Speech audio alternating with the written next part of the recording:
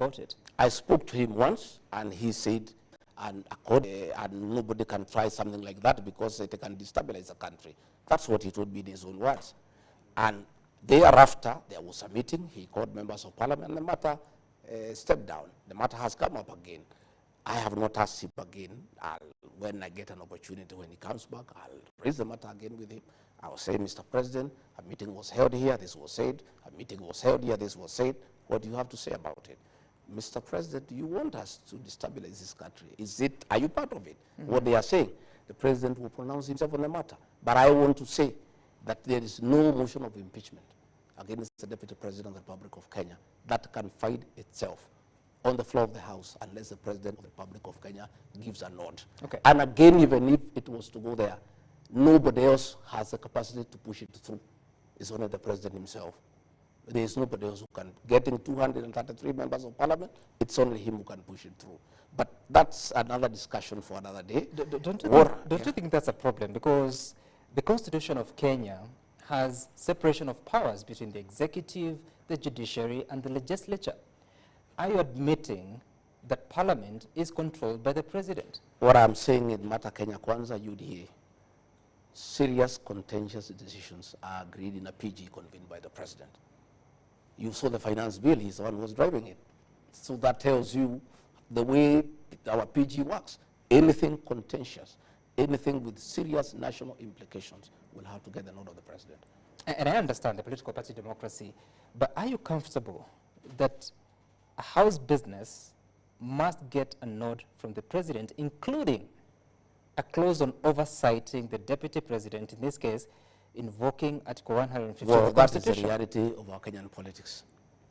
Do you see a problem there? That is the reality that all major decisions, all legislative agenda for our administration that needs to go to the National Assembly, the president normally does allow parliament, takes them through, gives the points for or against, and asks them to send through, gives the points for or against, and asks them to support.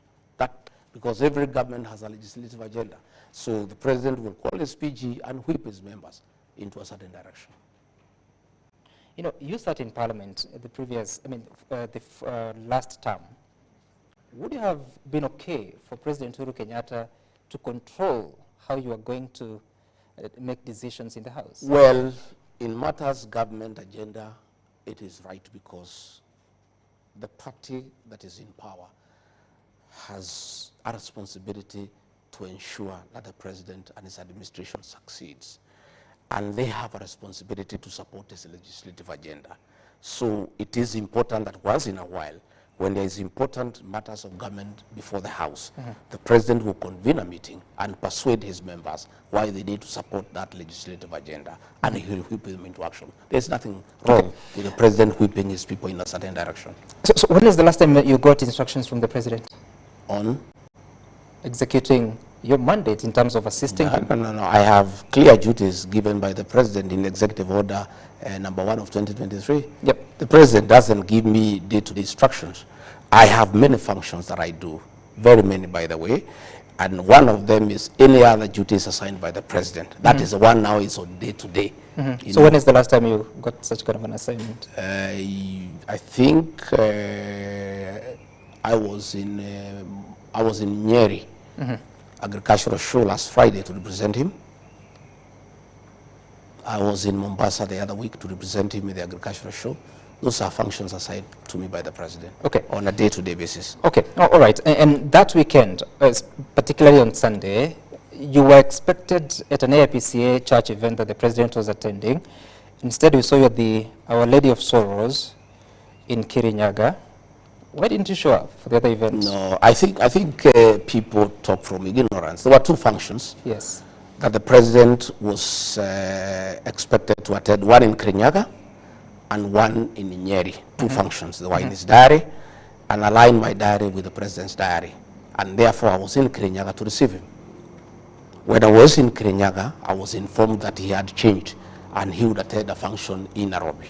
So I purposed to attend the one in Kirinyaga and join him in Nyeri later. But the function I attended was the Catholic Church.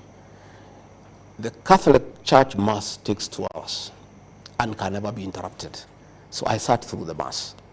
By the time the mass was over, the president was already in Nyeri.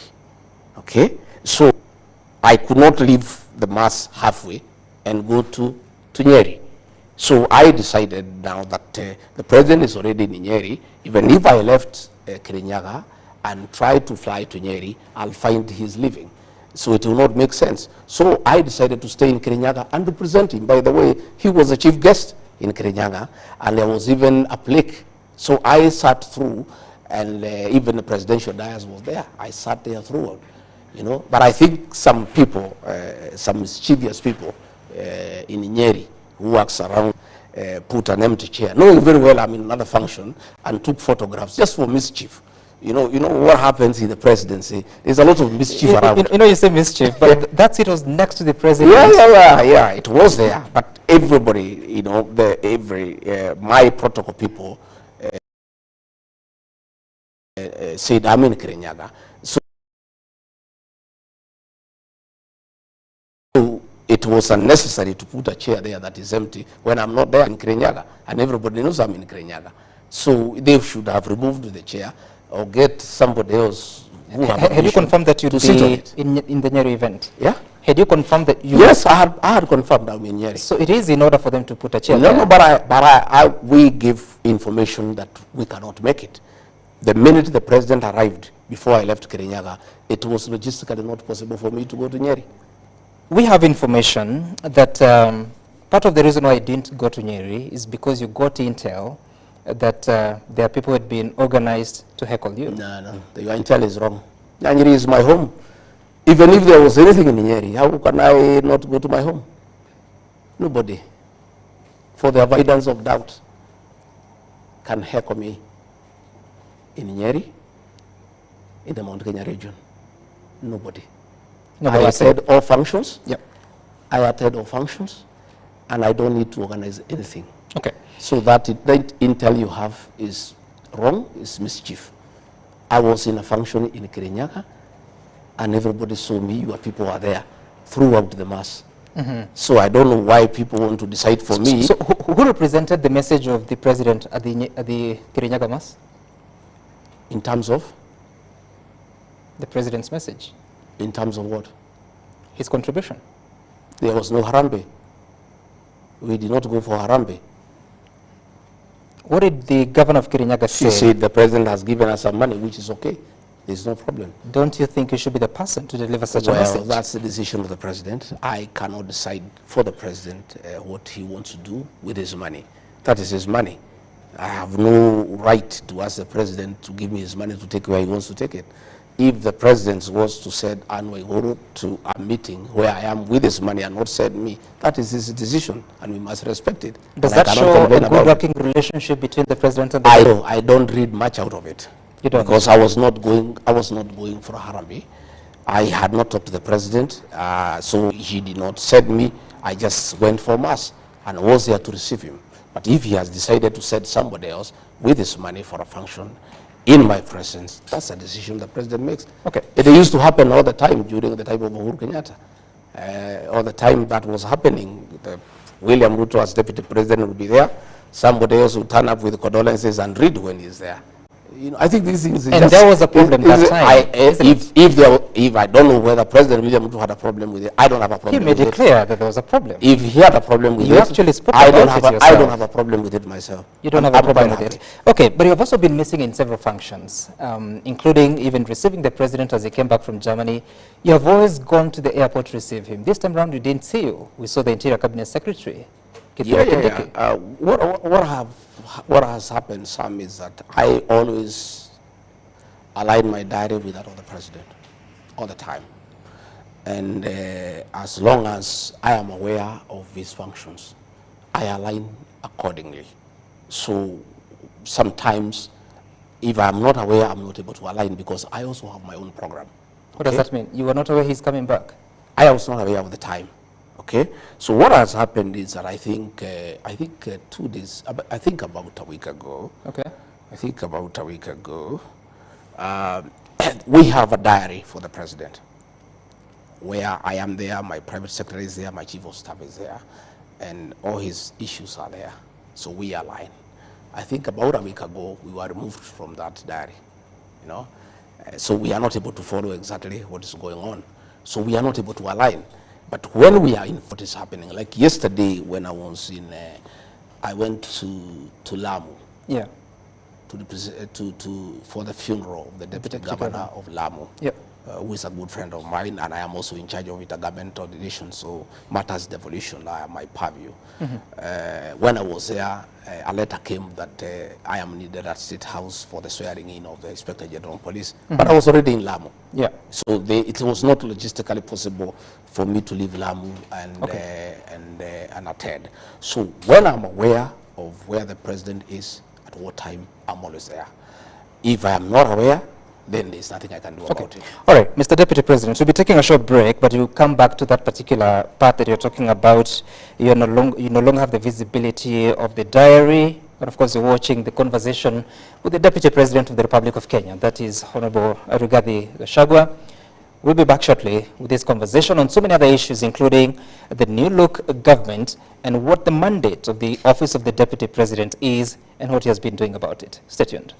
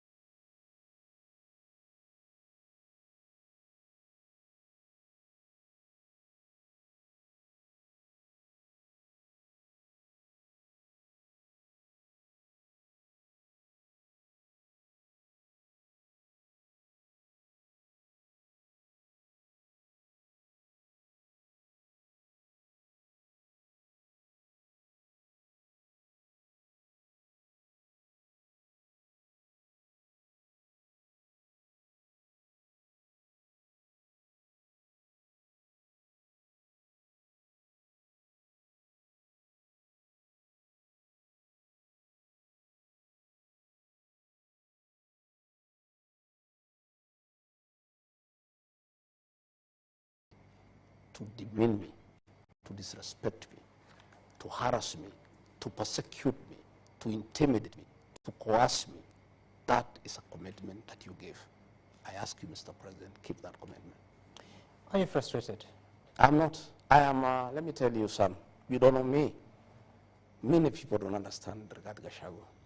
Rigathi Gachagua is a seasoned leader who has seen many ups and downs. I underwent hell in the last administration to support President William Ruto. Cases were fabricated against me for studying with President William Ruto. My wealth was confiscated for studying with William Ruto. But I'm a very, very, very principled man. I stood with him to the last man. I never expected this to happen. You know, my family is devastated. You know, that this can be happening to their father. A man who went out of his way to start with President William Ruto and make sure he's elected president and took the flag for it. And I say, even if there's a jinx around this position, at least President William Ruto was allowed to do his work for 5 years without interruption, without harassment, for 5 years. I've only done 1 year. And what is happening to me is worse than what happened to President William Ruto. I asked President William Ruto, please allow me to work. Allow me to work for the remaining 3 years. Let me serve the people of Kenya. Okay. Let me serve the people of Kenya and keep your promise. Keep your promise, Mr. President, so that you can win the trust of the people of Kenya as an honest person, as a person who keeps his promise. What is happening is not right. It doesn't augur well, and it has, to a great extent, eroded the trust of the people of Kenya in your leadership. Please, Mr. President, I am here willing to work, to serve you with the dedication, to serve the people of Kenya, to support you the way I've always done, to undertake whatever responsibilities that you assign me. But let the insults in your presence stop. Let people not hold night meetings. Let this money that is being used for these meetings assist us to pay pending bills, Mr. President. People are suffering. Resources are being mobilized to do politics, to divide the people of Mount Kenya region, to fight the deputy president. When Kenyans are suffering, when we are collecting taxes from people and we are saying we don't have enough, how come millions of shillings are being mobilized across the country to fight your deputy president, to undermine his work, to divide the people of Mount Kenya region for political purposes? I think this is the lowest moment of our administration, but I am hopeful that this can be corrected and all of us can go back to work and the people of Kenya can be given an opportunity to enjoy the fruits of their vote to the president and I. Right, and I'm sure the president will get your message. Now, what was your role in the formation of the broad-based government? My role was very simple. Agreeing to the proposal, William Ruto sat me down and told me that he had made a decision that he needed to bring in other people so that we stabilize government and we bring everybody and we make everybody feel part of Kenya, and I was agreeable. And I told the president, if that is the intention, and to make our country move forward, improve the lives of our people, I'm agreeable.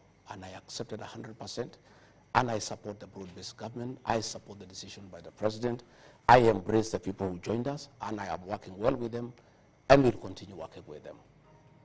What causes confusion is many people asking me, how is it that the president called for broad-based government to bring in everybody so that we have one cohesive country, so that everybody is part of it, yet people are planning to remove others?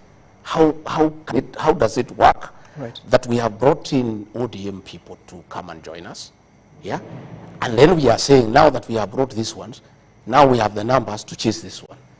Then the whole thing would not have been very genuine. If that is the case, it doesn't look then genuine, because I am told they are saying they didn't have the numbers to remove Gachagua.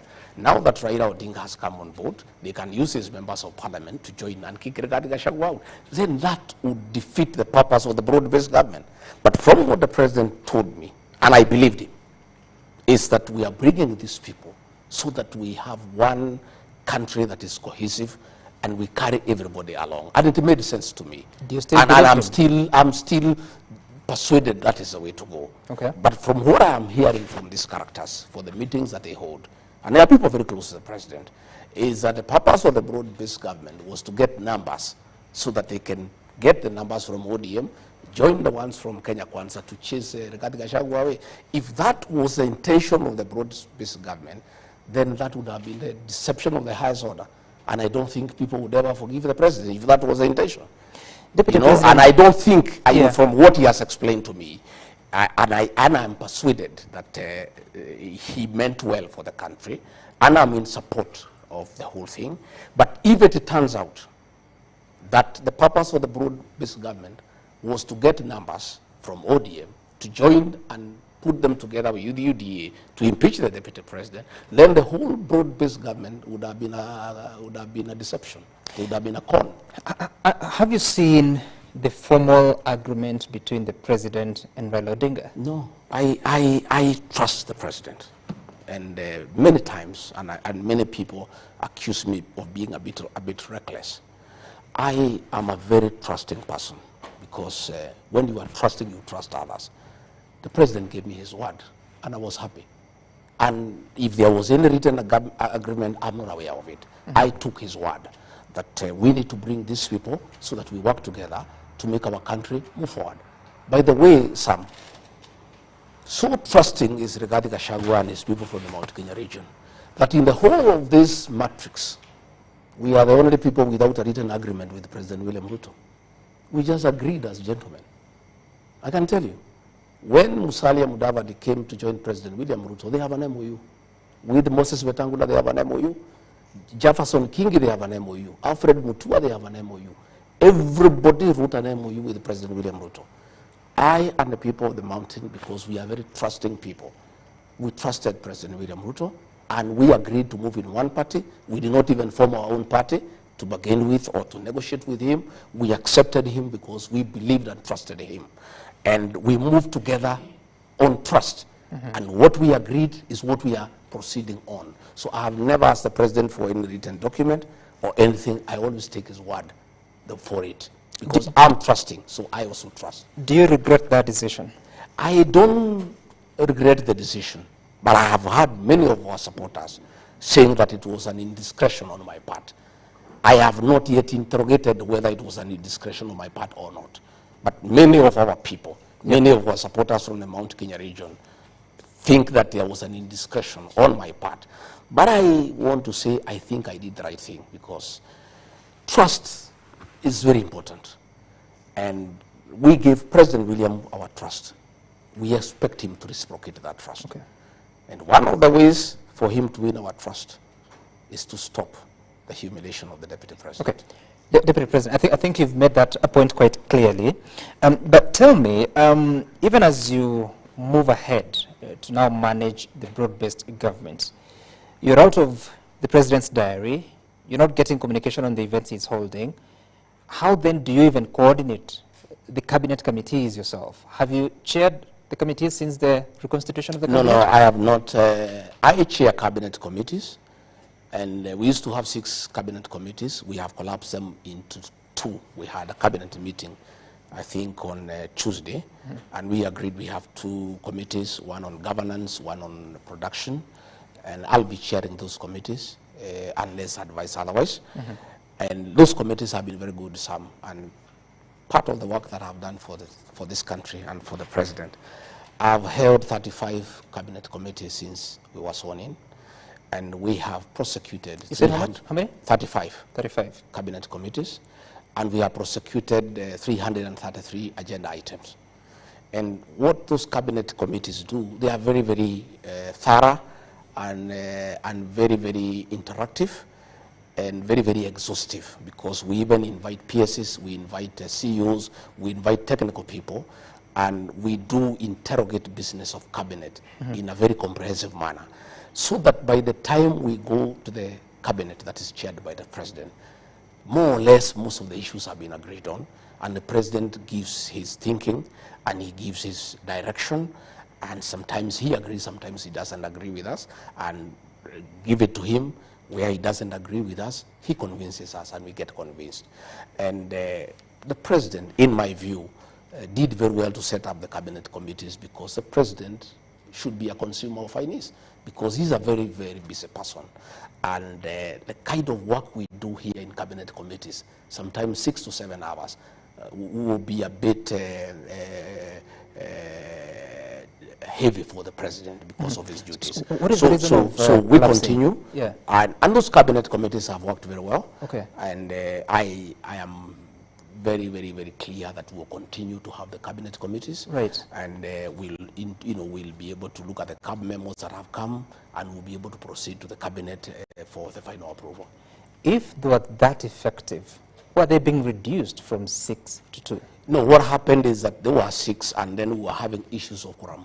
And sometimes one member would appear in 3, 4 committees. So it was becoming logistically a nightmare, that this committee is meeting, then you have to go, you have to come back. And I think we agreed in cabinet, and it's a good decision.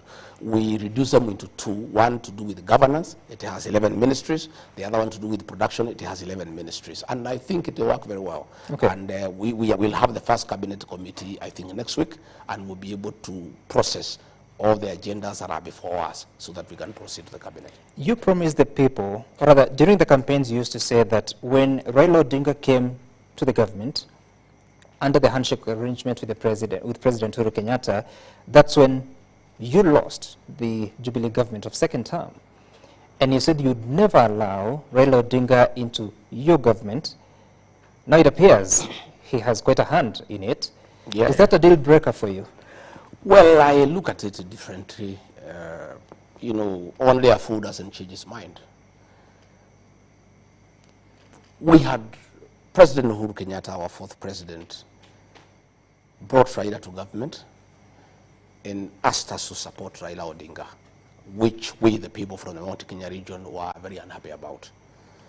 And we disagreed with President Uhuru Kenyatta, and President William Ruto persuaded us that Raila is the one who has caused problems in government.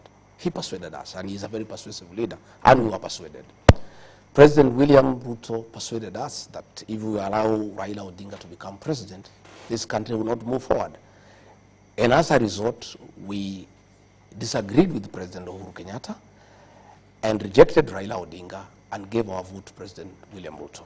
So when we came into office, it was my agreement with President William Ruto that we will not allow Raila into government. But along the way, my boss, President William Ruto, changed his mind.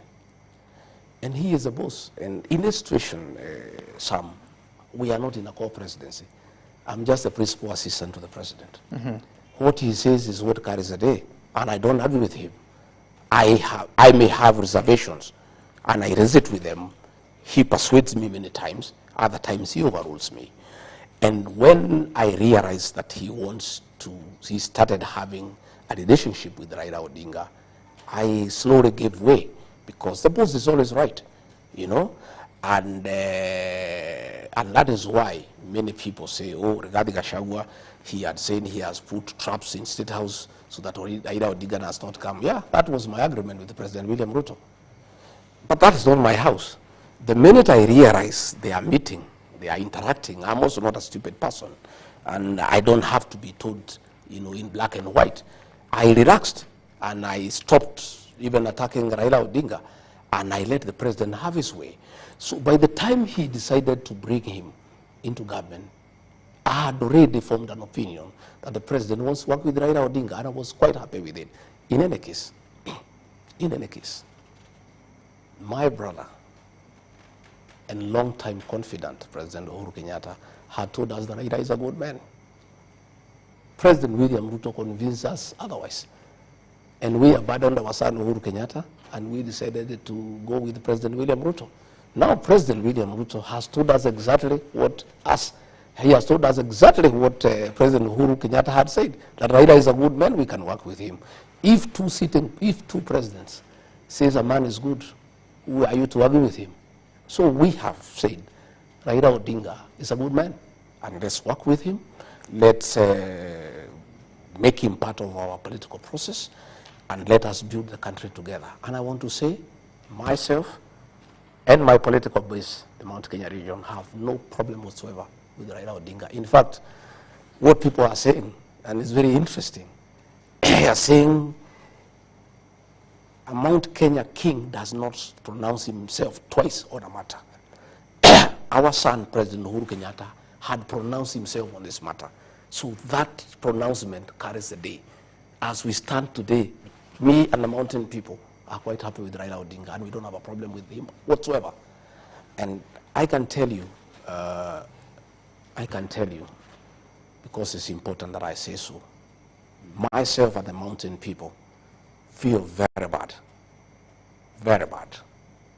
that we punished Uhuru Kenyatta, we demeaned him, we told him off, we embarrassed him for telling us that Raila Odinga is a good man, and we were very, very brutal with him, and we really hammered him.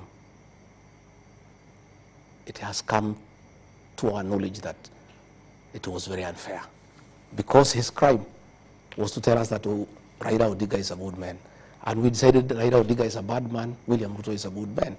Now that President William Ruto has said Raila is a good man, that is why I apologize to Uhuru Kenyatta and his family, and I owed him an apology on behalf of the community, because what he had told us is what the president has told us. We had no business fighting him. We had no business disrespecting him. We had no business humiliating him. Right. So myself and the community, owe Uhuru Kenyatta an apology. And I give that apology on behalf of the community. Okay. And we said, we know, because that's what he had told us. And we were very unfair to him because, knowing what you know today, would you have made a different decision if you knew that in 2022? Well, you cannot talk backwards. I can't say what would have done or not done, but things keeps on changing. Yeah, but now we are saying everybody is good. You've said that once the king pronounces themselves, the pronouncement stands. Does that mean Uhuru Kenyatta is still the king of the mountain? Oh, yes. You do know? Uhuru Kenyatta is the undisputed king of the mountain. And what is your relationship with him? Good. Brotherly. When did you do that? Oh, we talk. You know what happens with our community? We are a very interesting community. We don't fight. We fight very rarely. And when we do, when we realize we fought without a good reason, we patch up. So when was that? Oh, yeah. How many months ago? Which month? Which year? We've been, when we realized we made a mistake, I'm the one who made the first move of reaching out and apologizing, because really we were unfair to Uhuru Kenyatta.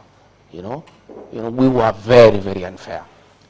Sometime I really feel very bad that I was so brutal on a man who was my great friend, my confidant, my brother, my kinsman. I was so brutal on him. And his crime was only one, saying Raila is a good man. And then the man I said, we don't want Raila Odinga, we want William Ruto. Then he comes and says the same thing. I felt very stupid, In fact, another day, a very senior person abused me at the airport and called me stupid 5 times. And I looked at it, I was very bitter, but I looked at it later at night, and I thought probably he was right. I think I was stupid to fight my own brother, my kinsman, my confidant, for no good reason, for saying another person is a good man. I really regret what I did, and my community does regret, and we are very apologetic to the Kenyatta family. And what happens in my community is a saying that making a mistake is not bad, but repeating is unforgivable. And by the way, let me tell you some. From the experience of my community, myself and the leaders and the whole community fighting Uhuru Kenyatta, our son, a decision has been made by the community. In fact, it's a covenant. Never again shall the people of the mountain ever fight their own. When was that decision made? The people, the Meru, the Embu, they just talk slowly. That has been agreed on. And that's why you find when a few leaders are being told to fight regarding Gachagua, they are finding it very difficult, because a decision has already been made. When? That, like almost a year ago. By who? By the community. In what forum? Don't worry. There are millions. You don't know our people. There are millions of people. Our people don't talk in meetings. They have a way of communicating. That is how they drove the British out of this land, by communicating silently. There is a covenant among the Mount Kenya people Do you that they will think- never again, ever be confused by anybody, be used by anybody to fight their own leader. They will never do it. And I also want to tell you, for the avoidance of doubt, for those who are trying to divide the Kikuyu, the Meru, and Embu, it's an exercise in futility. Those three are one. And finally, they'll be one. And, you know, we have seen these things happen during the Azimio campaign. You use a lot of money, you call meetings, you call MCAs, you call people in tents, you give them money, you persuade them, they take your money. Finally, they make a decision.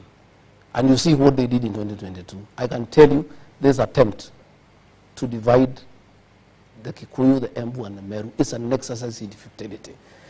You can spend billions, you can spend money, you can have meetings, night meetings in hotels, in where, in what forums. Okay. But finally, the people of the mountain are one, and they will never be divided, and they will not agree. They have made mistakes before, they will not repeat them. Deputy President, on the 26th of June, 2024, you were in Mombasa, addressing a press conference shortly after the President had spoken, and you were questioning when the rain started beating the government of Kenya Kwanza, the administration of Kenya Kwanza.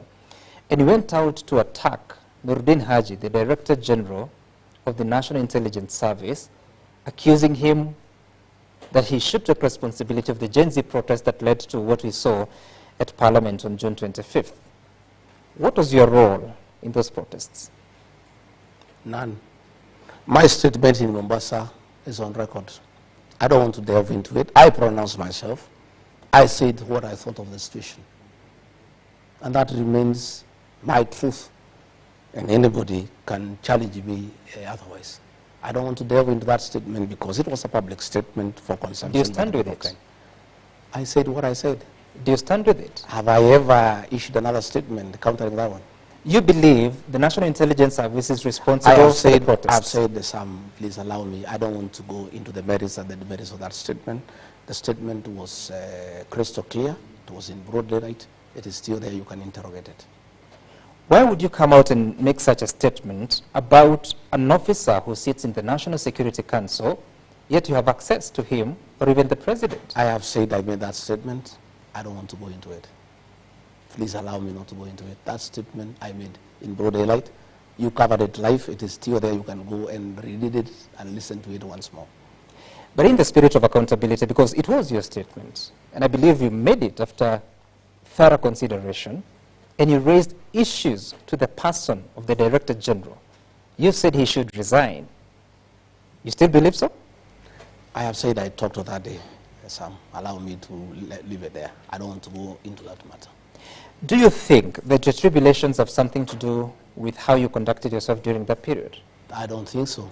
They did not start then. I told you we just worked well for 1 year, and then all these games and schemes started. They had nothing to do with it. That was my own reading of the situation then, and I talked to the people of Kenya as an elected leader. When is the last time you attended a meeting of the National Security Council? Well, National Security Council meetings are top secret. I don't want us to. I don't want the details. I don't want us to go into the details. When is the last time you attended a meeting? I think earlier this month. I think so. Earlier this month. Was the NIS Director General in attendance? Of course it was. Have you patched up your differences? No, I don't want to go into the details of the National Security Council. That's a top security organ for this country. It is not about the National Security Council. I'm asking if you have patched up your relationship with him. Did I say we have personal differences? I was giving an opinion. An opinion? Yeah, on that day. But it's said as a matter of fact. Yeah, that's what I'm saying. I won't record what I said. I made a public statement as an elected leader of what I thought of the situation. What responsibility should the administration of Kenya Kwanza take in regard to the lives that have been lost in those protests? Some I have said that matter, I addressed it comprehensively. Let it rest there. I'm actually not talking about the statement. I'm talking about the killing of 60 people, at least 60, as reported by the Kenya National Human Rights Commission, KNCHR, which the government is yet to admit about the total number. The last, I think we heard from the president, about 40. By the way, How many people died in those protests? You asked that question to the president. He's the chairman of the National Security Council. I don't want to talk about security matters and operational issues because I am not competent enough to address operational issues in the National Police Service. You're the deputy president. I am, but I don't comment on operational issues. I'm a very disciplined deputy president. I know my space. You don't have information about how many people died? I am not going to comment on operational issues to do with the National That's Police not an Service. operational issue, it's a fact. It's a statement of fact. It's an operational issue. The cabinet in different dispatches indicated that compensation was going to be given or granted to families that lost their loved ones. What is the progress about that? You would have to check with the minister who is responsible for the implementation of the cabinet decision. You see, once we have met in cabinet, every line minister takes the responsibility of implementing the cabinet decision. So I don't have the facts because I have not asked for that answer as to how far we have gone with the implementation. I would advise that you seek out the minister. How important is that matter to you? Very important. But you have no information. Yes, because I have not asked about it. Why? I have many things that I need to ask about every day. And when the time comes, we'll get a report. In any case, you are aware I had cabinet for a long time. The first cabinet committee, the inaugural committee, met this week. We have not had cabinet meetings for almost 2 months, I think so.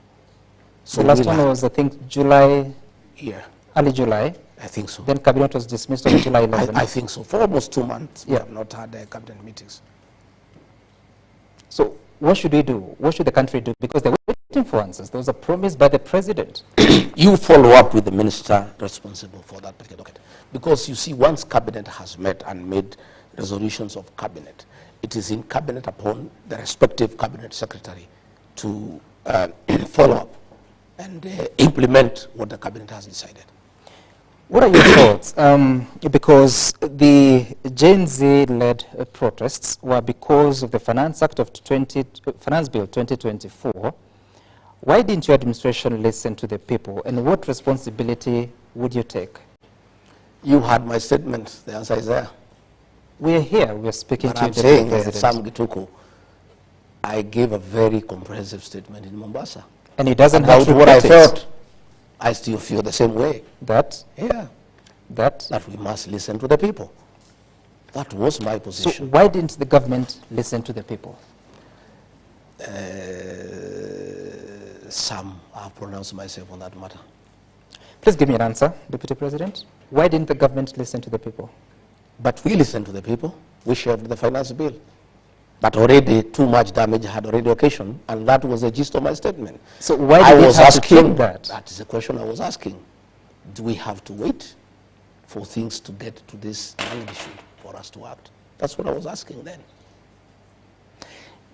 Before that time, did you try to propose the voice of reason to those that... I always do. And quite a number of people are uncomfortable with me for always speaking the truth and saying that we need to listen to the people. And what happened if you raised those issues? Well, I cannot give you details of what happens in cabinet. Cabinet meetings are top secret, and I am bound by... I'm not talking about cabinet meetings. No, those forums, my opinions, are given in cabinet. I cannot divulge to you what my opinions were, because I will be in breach of the oath of secrecy. You know, you told me that you're accountable to the people of Kenya, and if anyone has a problem with you, they should actually consult the people of Kenya if they're disappointed with you. But you're here, I'm asking you a question about your role in making sure that what happened on June 25th didn't happen, but you won't explain. But I have explained to you. I was very clear. I pronounced myself on the matter that we need to listen to the people more. What else? What more do you want me to tell you? That is my stand. I'm asking what happened that, who was not listening? That's what I'm asking. I've told you, Sam, I have said we need to listen to people all the time. And if you made that counsel to whoever, who is that didn't listen to you? Well, I don't want to apportion blame. I made my pronouncement that it is good as people's employees who we are, we must continuously listen to the employer, the people of Kenya. For the first time, people died at the entrance of Parliament When that happened, you were the Deputy President of the Republic of Kenya. What responsibility do you take? I pronounce myself on the matter. Please give me an answer. No, but what answer do you want me to give you? I said what I thought about the matter. The answer is in my statement. And you're here. That was June. No, but I'm saying the statement it is there. Okay to repeat it. No. Why do you want me to repeat it? Because I'm asking you the have question. you have it in your archives. My answer to what happened is in my statement. Why don't you want to talk about this? But I said where the blame lies. The statement is there. Why do you want me to go into it? I said. I have not recanted that statement. I still stand by it. So go and look at the statement. Why don't you want to talk about this? I don't want to go into it. Because? Because I don't think it is necessary. Because my statement was very explicit. Over 60 families are still waiting. But my statement was very explicit. For answers. I made myself No very action clear. has been taken against any police officer. Are you bothered by that? You know whom you need to ask that question. I'm asking Who the is supposed to take the action? Sorry? Who is supposed to take the action? You tell me. You know. Who? What are you saying? What do you want me to tell you? You know I'm the Deputy President. Exactly. You know who is supposed to take action against police officers. Go and ask them that question. Who? You know. I wish you could tell me the answer. No, I'm not. Why do you want me to help you to do your research? I don't want you to help me. Just respond. Kenyans, it's not about I you am here. not going to Kenyans tell you. are watching. Kenya, you know, you tell the Kenyans, you know. Go and look for that person and ask that question. That is not my question. I am not in charge of that docket. So I cannot answer a question that doesn't belong to me. So you say we should go to the Interior Ministry? I don't know. If you think that's where you need to go, proceed. Now, Deputy President, there are those that accuse you that you have been given duties in the Constitution and the Executive Order number 2 of 2023, but you have not been very successful in delivering. Talking about illicit brew, questions of coffee, tea, and milk. You were promising. Some. I was given many duties. One of them is to chair cabinet committees. I've chaired 35 cabinet committees and successfully prosecuted 333 agenda items to the cabinet. If anybody wants to call that underperformance, then my English fails me. Number two, I'm in charge of intergovernmental relations. Since I became the Deputy President, I've created the most conducive environment ever between the two levels of government. Before we came to office, the county governments and the national government were at war. And through good leadership, through bringing people together, I was able to put our county commissioners together with our governors and tell them that we serve the same people. I have successfully held IBEC meetings. We have discussed the division of revenue bill, and the devolution agenda is ongoing. That is Rigathi Gachagua who has done that. Rigathi Gachagua is in charge of international development partnerships. I have chaired the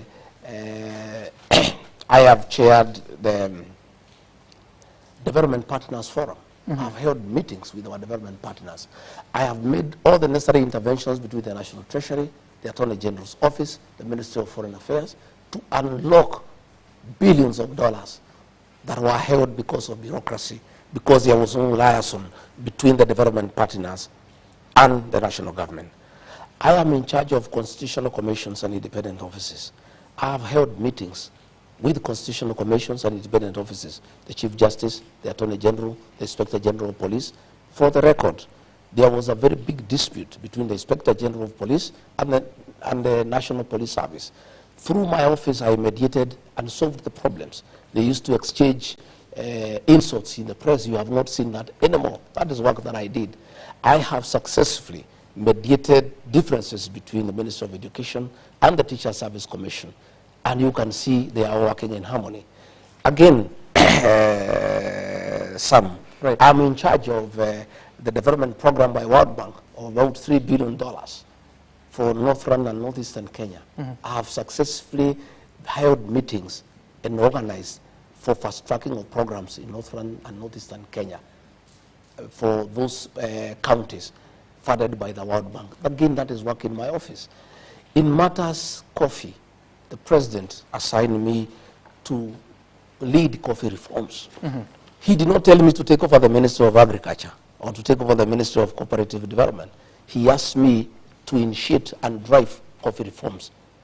I held a very successful coffee conference in Meru and brought all the partners, all the stakeholders together. And out of that conference, we have worked with those stakeholders and come up with the Coffee Bill 2023 that is now before the National Assembly. In that bill, we have recommended the re-establishment of the Coffee Board of Kenya to market coffee for farmers so that they can get away from private entrepreneurs. We have recommended the revival of the Coffee Research Foundation so that we can work on variety and disease-resistant varieties. And we have come up with a direct sales settlement where farmers sell their coffee directly and receive their proceeds directly. Under my watch, we have reopened the Nairobi Coffee Exchange, and auctions are taking place every week. Once the Coffee Bill 2023 is approved by Parliament, accepted by the President, all the reforms that we have been working on will be complete, and farmers will get their money. And I also want to say, through our intervention, a lot of coffee societies are getting over 100 shillings in terms of pricing. Where we have challenges. That's per kilo? Yeah, per kilo. And our ideal price is about 150, and we'll get there. There is a factory, I think, in Gariama in Kirinyaga with about 122 shillings. And I want to assure you that once we have another bill before Parliament, the Cooperative Bill of 2023, to deal with the governance and integrity issues around cooperative societies. Once that bill has been approved and assented by the President, it will strengthen leadership in cooperative societies. Where you see a lot of demonstrations, it has nothing to do with the pricing. It has a lot to do with the mismanagement of coffee farmers' earnings by wrong officials. The Cooperative Bill of 2023 will address that. And that is why people must know. I've seen some politicians trying to attack me about coffee. Where they come from, they don't even have coffee. They don't understand coffee. I was educated with the coffee proceeds myself. And I know once this bill becomes law, and I'll assist in the implementation of that law, farmers will be very happy. But I want to tell people, the fact that I was overseeing coffee reforms did not make me the CS for agriculture, for cooperative development. The day-to-day running of the coffee subsector in terms of production, in terms of yield, in terms of quality, belongs to the Ministry of Agriculture. The day-to-day running of marketing coffee, overseeing the cooperative societies, that docket is in the State Department of Cooperatives. Okay. What I'm doing is overseeing reforms, not as tea. Sam. Yeah. I held the tea conference in Kericho. Again, we brought all the stakeholders. And I want to tell you, there were a big problem because of the Tea Act that was brought by Senator Cheriot that could not be implemented because various stakeholders had gone to court. Through my intervention, I have successfully negotiated all those cases to be dropped. Now the Tea Act will be implemented to the letter, and coffee farmers will get a return on investment. Okay. We have had challenges in Mombasa about tea that has not been sold. I found some leaders here going to incite people in the Mount Kenya region that tea has not been sold in Mombasa because Gachagua has failed. For the avoidance of doubt, all the tea from the Mount Kenya region, that is called the Eastern region, has been sold because of very high quality. Where we have had a challenge is tea from the Western region, Kericho, Bomet, Nandi, because what happened is that they put a reserve price. The reserve price was too high against the quality, and therefore the stocks were not moving. I went there and we have removed the reserve price, brought it a little bit down so that the stocks can move. And I want to tell you, I was just looking at the figures. Here. Out of the reforms that we have done in the tea sector, you know, the coffee, the tea bonus for this year, you know, if you look at a factory called Kaba, last year the bonus was 41 shillings. Today it is 50 this year. In Kagwe, in the Lari, it was 44. Now it is 44.25. In Theta, it was 42, it is 50. In Gachagua, it was 40, it is 46. I can say that we are having an increase in terms of bonus. Where we have challenges, and you have seen many demonstrations, again, those demonstrations are part of the reforms that we have made of educating the farmer. Right. It is where the tea directors have increased the cost of production. They are having too many travels, they are having too many allowances, so the cost of production is eating on the profit of the tea farmer. Again, because of these reforms that we have done in the tea sector, farmers are aware of what is happening. In matters alcoholic drinks, in terms of illicit alcohol and drugs, if there is one program the government of President William Ruto can boast about, is that program that the president asked me to spearhead. Our young people are dying because of illicit brews. And I held many meetings. I held a meeting in Nyeri, I held one in Nakuru, I held one in Chuka, I held one in Mombasa. I have held countless meetings here with KRA, with KEBS, with the Counterfeit Authority, with KRA, and we came up with very comprehensive programs on how to deal with illicit alcohol.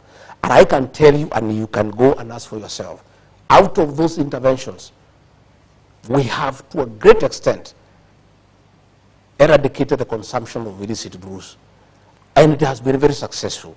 Unfortunately, there has been some lull of late in terms of enforcement. Right. I want to ask our officers in the field to keep their eyes on the ball and make sure this program is successful. We closed all factories that were manufacturing these illicit brews. Okay. There was an attempt to reopen them, and I raised the matter with the president. I want to thank him because he intervened. And those factories were not reopened, the ones that were producing illicit brews. But I want to say that is a program that has been very, very, very successful.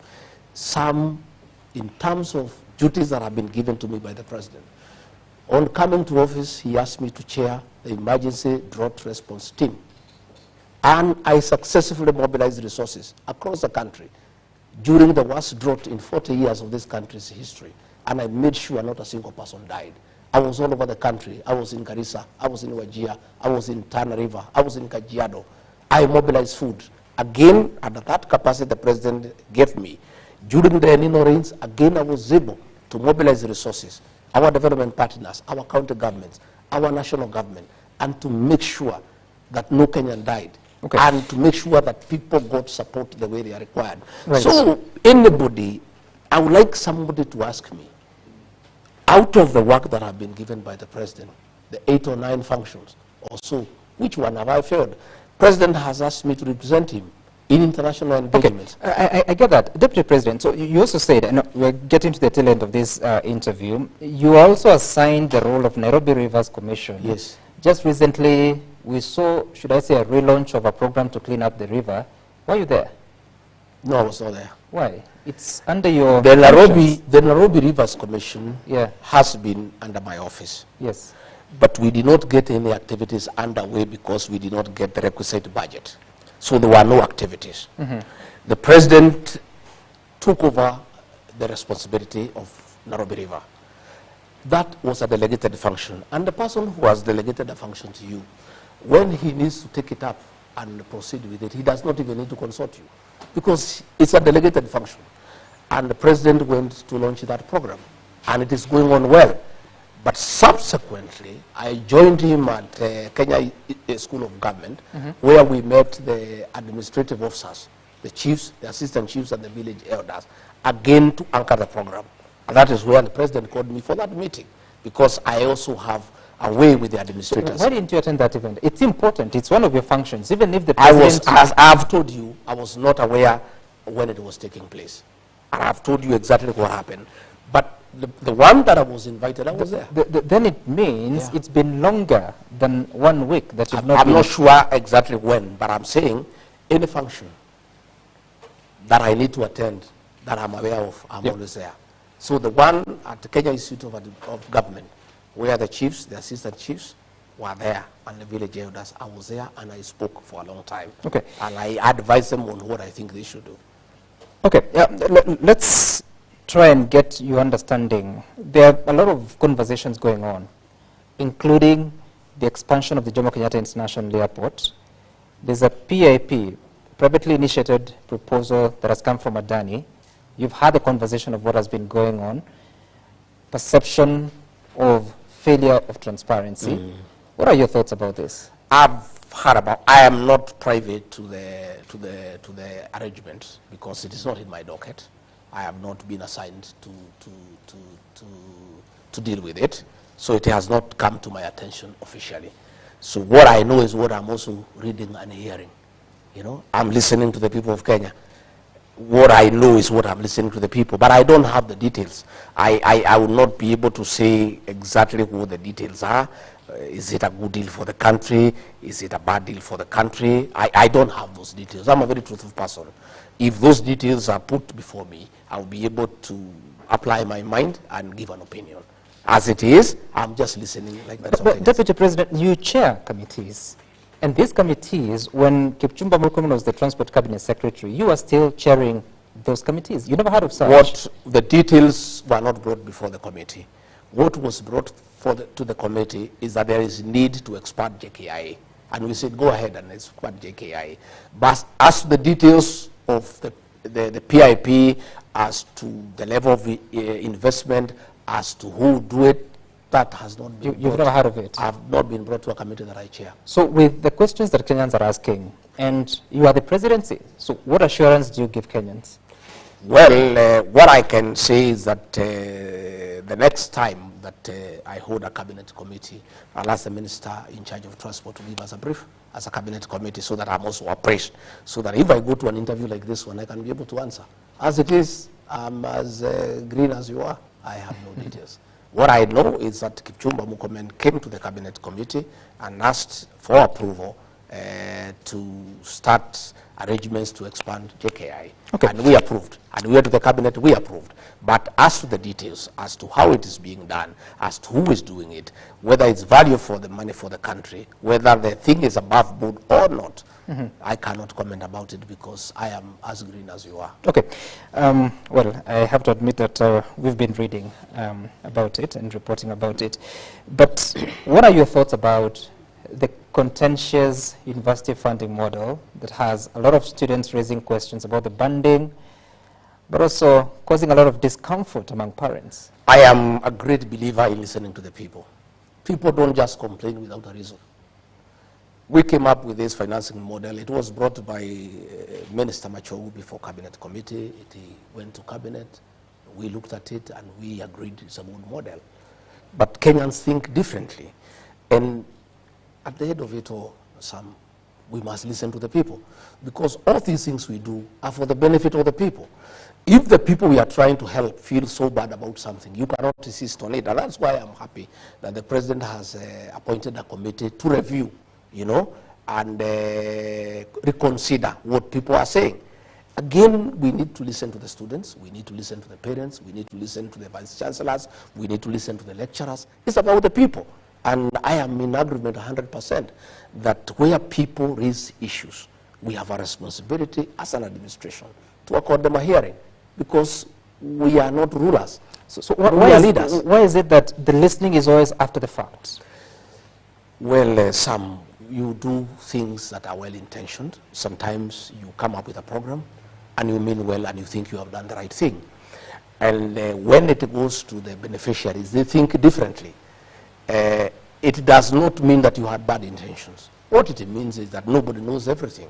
The people of Kenya have every right to correct the government. If they think the government has not come up with a good model, we have a responsibility as an administration to listen to the people.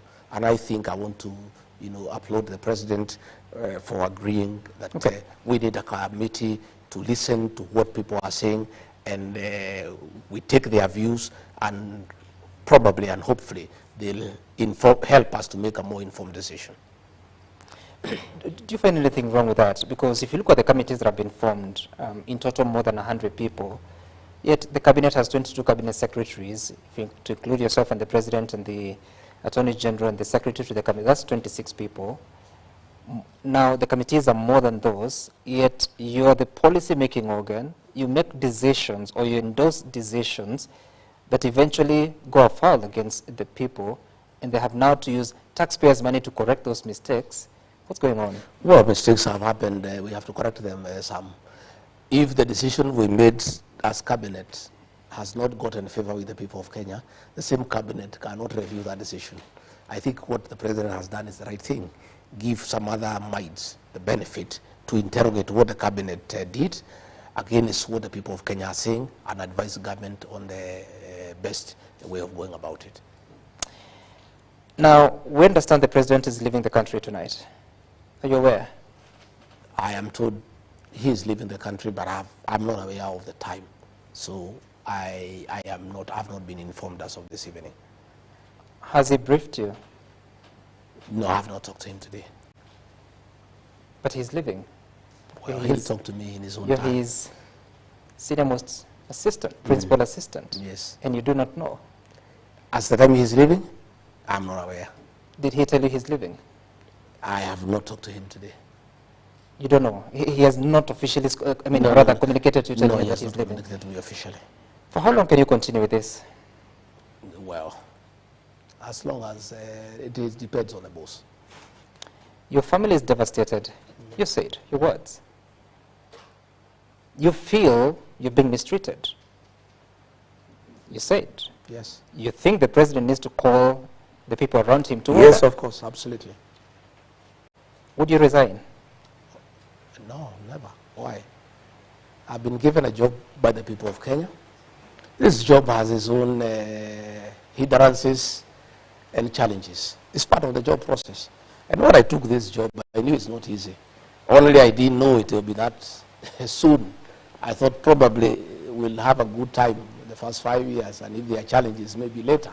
It's only that it has come sooner than we anticipated, and we had been given a commitment that this will not come. But now that it has come, we live with it. Okay. We'll just work. As we close, the governor of Nairobi feels that for you to say you're introducing him to the people is wrong, because the same people had voted for him as senator. What is introducing him to the people? Well, you should ask him why he called me to go with him to the people. Because he needed them. And he asked me to go with him. I did not invite myself to the campaign meeting. If I had no value, he would not have asked me to go with him. There are those that are asking that if the Deputy President of the Republic is championing for the issues of Mount Kenya, who is supposed to champion for issues of other regions? Should they get their own Deputy President? The Deputy President of the Republic of Kenya had a meeting here discussing matters to do with Northern Kenya and Northeastern Kenya for a full day. That is not Mount Kenya. The Deputy President of the Republic of Kenya was in Mombasa at the agricultural show. That is not part of Mount Kenya. The Deputy President of the Republic of Kenya has been to Kajiado to work on agriculture. That is not part of Mount Kenya. How many meetings have you held in the Northeastern? I have been to Northeastern more than 5 times. Championing the issues of Northeastern? Yeah, drought. Going there to make interventions. Going there on matters of security. The cabinet committees have held here 35. Those members who attend that committee, we don't discuss Mount Kenya issues. We discuss the issues of Kenya. Those 333 agenda items are not about Mount Kenya. They are about the Republic of Kenya. I do the job for the Kenyan nation. I assist the president to run the country. And I preoccupy myself with issues for the whole country. But I come from somewhere. And where I come from, where they have issues that they want articulated in high levels of government, they ask me to do it, and I always do it, and I'll continue doing it. You assist the president deliver on his mandate, but he doesn't tell you what he's doing, including tonight. You don't know what time he's traveling. But what is important are the duties that he has given me to do, and I'm doing them. Okay, all right. Now, Deputy President, last year you promised, alongside the president, that you're going to do something called austerity measures. You're going to cut on travel budget. But in actual sense, the national executive has increased his travel expenditure by 7 billion shillings. Your own office has grown from 103 million shillings the year ending June 2023 to now report 556 million shillings. That's a lie. It is the report of the Controller of Budget. I saw it in the press, and I did not want to dignify it by way of reply. My office doesn't have a budget of 500 million for travel. Yeah, and that is, I'll be able to give you the estimates tomorrow. Yeah, my budget is below 200 million. I'm not sure it's 100 and something. Yeah, And it has never been 500 million. That's a lie. It's something that was put there to try to put my office in bad light. Also, I don't know who was calling to question the report of the control of Yes, budget. that one I want to say, and I'll be able to give you that information tomorrow. On Monday, tomorrow is Saturday, I'll get what is the budgetary allocation for my office for travel for 2023, 2024, and for 2023. I'm not talking about the budgetary allocation. I'm talking about the budget implementation report. There is no way you can exceed the budgetary provision. So the budgetary provision is a guiding factor in matters finance. And that's you fine. You cannot spend above the budget. So how much did your office spend? In terms of? In the year ending 2020. I am not sure. I am not sure of the details because I'm not an accountant. I'm not the accounting officer. I am the deputy president. I would but you're very clear that it's not that amount. Yeah, I'm sure.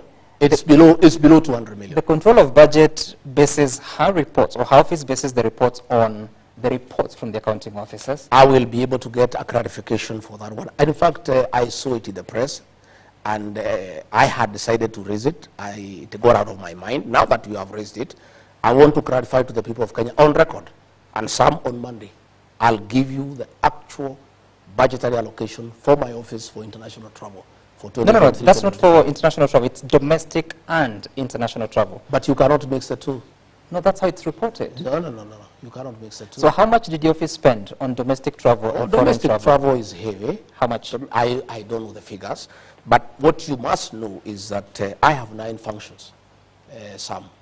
These 9 functions, I don't just sit here in Karen. You're asking me whether I go to Northeastern. I need to fly to Northeastern. You asking me whether I go to the rest of the country. I don't travel alone. I have a security detail. I have people who assist me. By virtue of my office, my travel is quite heavy because of the responsibility of the office and the security arrangements around it. And there is no way I can just sit here and undertake my activities. I travel around the country. And there is a budgetary provision for that because I have activities that have been lined up. You know? So all those visits are important? Oh, they are very important. I have never. The only time I traveled on holiday was in 2022. I asked the president to give me permission to go and visit my children who are in South Africa. I had not seen them for 10 years. That's the only time I've traveled on holiday. All these other duties are official. And I can, every travel that I have done is accounted for. Okay. All right. I'm asking that because now the Office of the President, State House and the Executive Office of the President is reporting about 1.74 billion shillings for both domestic and foreign travel. Our budget has been cut by half for everything. But it's increasing. Travel, the reports are showing that the travel expenditure is increasing. I'm saying for this financial year, the current financial year, 2024, 2025, our budgets across board have been cut by half. Even our development budget, we have no money to maintain this residence. All right. We had zero. All the development expenditure in the austerity measures has been removed. And finally, during those austerity measures that were announced shortly after the rejection of the Finance Bill 2024, some of the offices affected is the Office of the First Lady, Office of the Spouse of the Deputy President, and Office of the Spouse of the Prime Cabinet Secretary, as announced by the government. How has that affected the operations of your spouse? Well, my spouse, Pastor Dorcas, had a very, very important program on addiction and widows program. And I must commend her. She did a fantastic job. She has helped hundreds of children who are addicted and successfully rehabilitated them and gotten them into income-generating projects and really changed many lives. And her work was supporting my work in terms of eradication of illicit brews, and how she was dealing with those who are already patients in terms of addiction. That program, of course, has adversely been affected. She had very many camps that are now having challenges because they don't have funding. But we are appealing to many well-wishers. I am personally putting in a contribution from my salary. We have many well-wishers who are supporting her, and shortly we'll be having a major funds drive to ask the people of Kenya to support that program, because she cannot send those children away. Those are children who need help. Those are children who are sick. And the fact that the government cannot fund that program anymore does not mean that those children will be left unattended. Was that decision a good one? To cut? In my view, I don't think it was the right decision, but that decision was made and we accepted it. Did you speak to the president about it? We cannot argue with it. But I can tell you the program my spouse was doing has the support of very many Kenyans. She has assisted many children who would have been destroyed, who would have died, and given them a second chance. Okay. She had had opportunities to go even for weddings for people who were previously addicted, have abandoned alcohol, and have found somebody to marry. Okay. It's such a successful program. It's unfortunate that in all these measures, the budget for office was scrapped, but we are not complaining. We are saying that we are asking well-wishers and people of goodwill who think that she was doing the right thing to continue supporting that program. We'll be making an appeal to the people of Kenya to support that program so that we can help the children who have been addicted. All right, there are very many questions, including those that are coming from Kenyans, but you have to bring this to a close. And I want you to look at which camera, which is your camera, here, and just give your closing remark and what message you have for the people of Kenya, but also the president before he departs. Well, I want to say thank you very much. I wish my boss, President William Ruto, safe travel to the UN. Please represent us well, like you have always done, and let our country shine in the international fora. I want to assure the people of Kenya that despite difficult moments in this country, there is hope.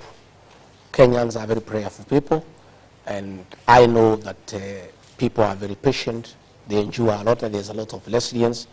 Looking ahead, I see a bright future. Difficult as things are, I think there will be a good future for this country.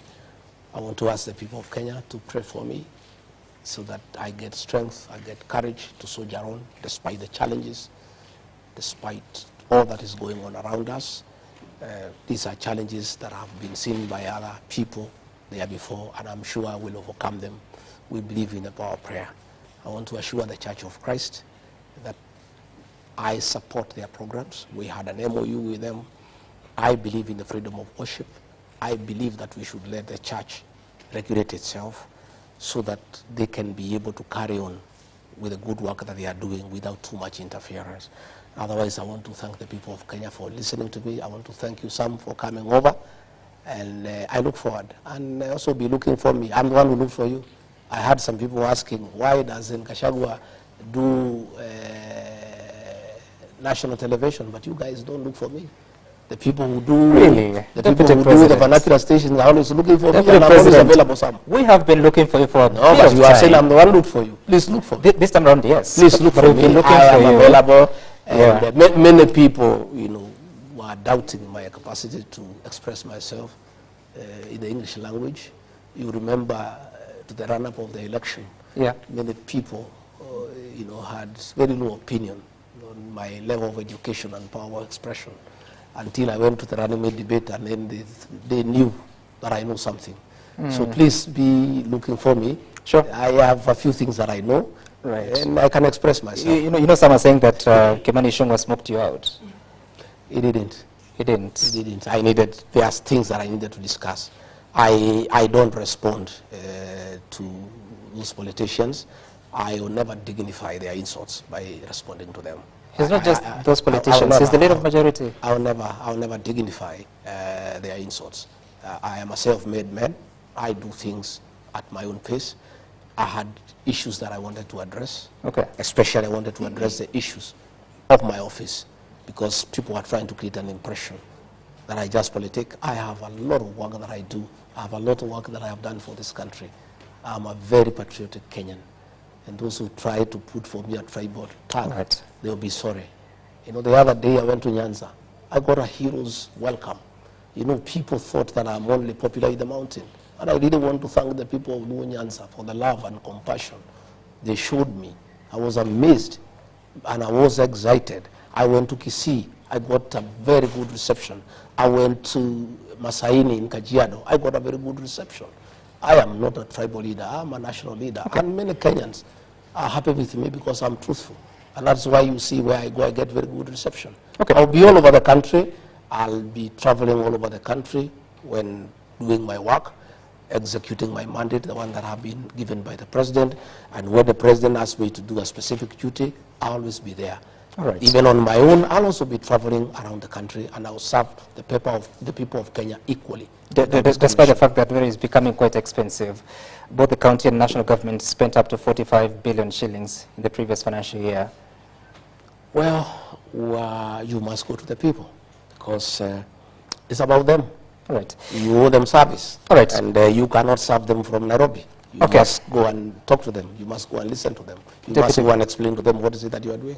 Deputy President, thank you so much for engaging us to talk about the state of affairs and what is happening within the politics of the country, of the mountain, but also within the administration that we also sit in. This has been a conversation with the Deputy President, His Excellency Rigathi Gachagua.